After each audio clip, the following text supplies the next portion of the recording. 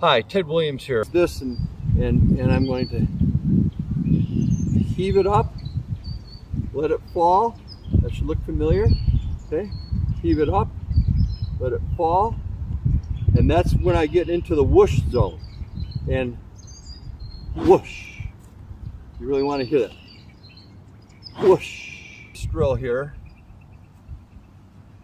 where I'm heaving it up, and then getting a little bit of a supination here, so that I'm coming into the ball like this, and that my chest and my pivot is bringing me into the shot. Kind of that soft intention of that doorknob turning action, which again leads to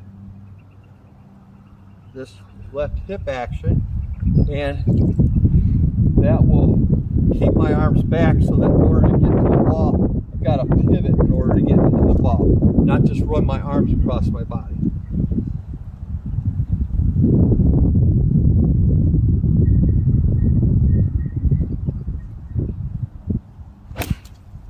Okay, now that was perfect right there.